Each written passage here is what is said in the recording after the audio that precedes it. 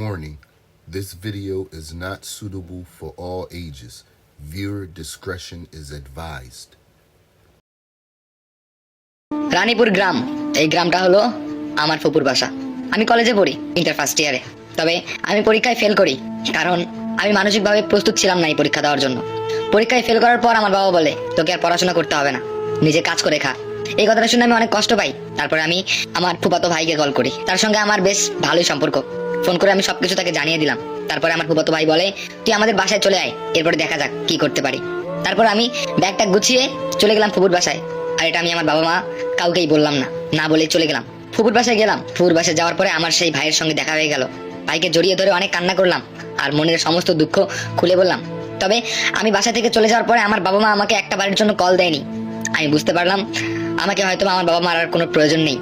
তারপরে আমি আমার ভাইকে বললাম, ভাই আমাকে কোনো একটা কাজের ব্যবস্থা করে দাও, তারপর আমি এখানে কাজ করব, দিব্যি খাবো দাবো বেড়াবো, শেষ। তখন আমার ভাই বললো, ঠিক আছে, কেবল তো আসলি, 2-1 দিন থাক, দেখি কি ব্যবস্থা করতে পারি। তারপরে আমি ফুপুর সঙ্গে দেখা করলাম, ফুপার সঙ্গে দেখা করলাম। বেশ আমাকে ভালোই আদর করলো, ভালোই আপ্যায়ন করলো। খাওয়া দাওয়া করলাম। খাওয়া দাওয়া করে যখন বিছানায় গিয়ে রাতে শুলাম, তখন আমার ভাই বলল, আমাদের বাড়ির পাশেই একটা বড় নদী আছে, আর সেই নদীর মধ্যে অনেক সুন্দর সুন্দর মাছ দেখতে পাওয়া যায়, চল কালকে মাছ মারবো। আমিও বললাম, মাছ মারবি? আমি তো কোনোদিন মাছ মারিনি, শহরে ছিলাম, চল আমিও মাছ মারবো। আর হ্যাঁ, আমাকে একটু শিখাই দিবি কিভাবে মাছ মারতে হয়। তখন আমার ভাইটা হেসে বললো, ঠিক আছে। তারপরের দিন সকালবেলা আমার ফুপু নাস্তা নিয়ে আসলো। তারপরে আমরা দুজন বসে নাস্তা খেলাম। তারপরে দুজনই বেরিয়ে পড়লাম মাছ ধরতে যাব। দুজন বড়শি নিলাম, আর ও একটা জাল নিল। আজকে অনেক মাছ ধরবো, নিয়ে এসে এই মাছগুলো কেটে কেটে রান্না করে খাবো। তারপরে দুজনে চলে গেলাম নদীর ধারে। বিশাল নদী, অনেক বড়। নদীটা দেখে আমার কেন যেন দম বন্ধ হয়ে আসলো। এত বড় নদী আমি কখনো দেখিনি।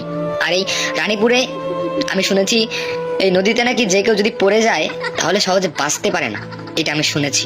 এরপরে আমি আমার ভাইকে বললাম, আচ্ছা ভাই শোন তো, এই নদীতে নাকি যে পড়ে সে নাকি মারা যায়। আমার তো অনেক ভয় করতেছে ভাই, আমি তো সাঁতারও পারি না, যদি আমার কোনো ক্ষতি হয়ে যায়। আমার ভাইটা হাসতে হাসতে বলে, আরে বোকা, কিচ্ছু হবে না তোর, চল তুই আমার সঙ্গে আছিস, তোর কি হবে।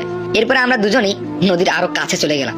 আমার ভাইটা বস্যির মুখের মধ্যে একটা খাবার দিল, মানে একটা টোপ দিল। টোপ দিয়ে বস্যিটা ফেলে দিল নদীতে। কিছুক্ষণ পর বস্যিটা নাড়াচাড়া করতেছে। তারপরে সে খুব জোরে একটা টান দিল, একটা মাছ উঠে এলো। আমি দেখে খুব খুশি হলাম, এই জীবনে প্রথম আমি মাছ ধরা দেখতেছি, আমার খুবই আনন্দ লাগতেছে। যাই হোক, কিছুক্ষণ বসেই রইলাম ওখানে। তারপরে আমার ভাই বললো, তোর কাছে ফোন আছে না? আমি বললাম, হ্যাঁ ফোন তো আছে। তখন আমার ভাই বললো, গানটা চালা, গান শুনবো আর মাছ মারবো। আমি হেসে বললাম, ঠিক আছে। এরপর একটা গান ছেড়ে দিলাম। গান ছেড়ে দিয়ে যখন মাছ মারতেছি, হঠাৎ করে আকাশটা কালো হয়ে গেল। তবে বুঝতে পারতেছি না এটা কি কারণে হলো। আকাশের ব্যাপার, এটা তো আমিও জানবো না, কখন বৃষ্টি হবে, কখন সূর্য উঠবে, এটা তো আর আমরা বলতে পারবো না, তাই না? হঠাৎ করে আকাশটা মেঘ হয়ে গেল, আস্তে আস্তে অন্ধকার হয়ে আসতেছে। আমি বললাম, ভাই আজকে চল।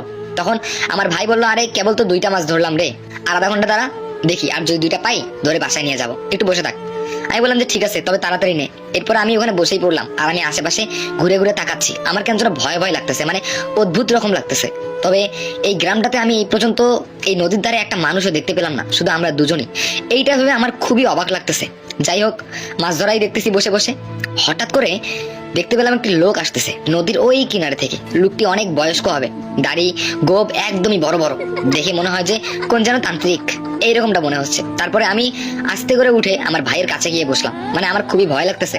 তারপর আমি ভাইকে বললাম, আচ্ছা ভাই দেখ তো, ওই লোকটাকে কি তুই চিনিস? তখন আমার ভাই তাকিয়ে দেখলো, কই লোক তো নাই ওখানে। এরপর আমি ভালো করে তাকিয়ে দেখলাম কেউ নেই ওখানে। আজব তো, আমি এই মাত্র দেখলাম আর এখনই উদাও, আমার খুবই অবাক লাগতেছে। এরপর আমি ওকে ভালো করে বললাম, দোস্ত তাড়াতাড়ি চল এখান থেকে। তখন ও বললো, দোস্ত কাকে বলিস? আমি বললাম যে আরে তুই তো আমার সেম বয়সী, তাই না? আচ্ছা ভাই চল তাড়াতাড়ি চল। তখন সে বললো, আচ্ছা দাঁড়া, এই টোপটা দিছি, এই টোপটা যদি ওঠে তাহলে চলে যাবো। আমি বললাম যে ঠিক আছে, তাড়াতাড়ি নে ভাই, ভালো লাগতেছে না, সন্ধ্যা হয়ে এলো। তারপরে আমার ভাই বললো ওকে। এরপরে সে টোপটা পানিতে দিল, তবে মাছ উঠতেছিল না, অনেকক্ষণ হয়ে গেল, তবে মাছের কোনো দেখা নেই।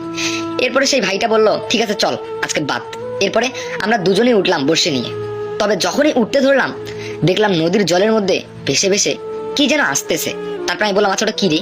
তখন আমরা দুজনে দাঁড়িয়ে পড়লাম। এরপরে যখন স্রোত আরো আসতেছে আমাদের দিকে, তখন দেখতে পেলাম নদীর জলের মধ্যে আস্তে আস্তে ভেসে ভেসে আসতেছে একটা অদ্ভুত রকমের সুন্দর একটা আয়না। মনে হয় পুরো আয়নাটা স্বর্ণ দিয়ে তৈরি, এত সুন্দর একটা আয়না ভেসে ভেসে আসতেছে। আমি অবাক হয়ে গেলাম, এই নদীর মধ্যে এত সুন্দর একটা আয়না ভেসে ভেসে আসতেছে। আচ্ছা ভাই, এই আয়নাটাকে নেওয়া যাবে? আচ্ছা ওই ওই বাসটা নিয়ে আয় তো। তখন আমি দৌড়ে গিয়ে ওই বাসটা নিয়ে আসলাম। সাইডে একটা বাস ছিল, সেই বাসটা নিয়ে এসে আমি আর ভাইকে দিলাম। আর সেই ভাই বাসটা নদীর মধ্যে ফেলে দিল। যখন নদীর মধ্যে ফেলে দিল, আয়নাটা এসে বাসের মধ্যে আটকে গেল। তারপরে আমরা সেই বাসটা দিয়ে আস্তে আস্তে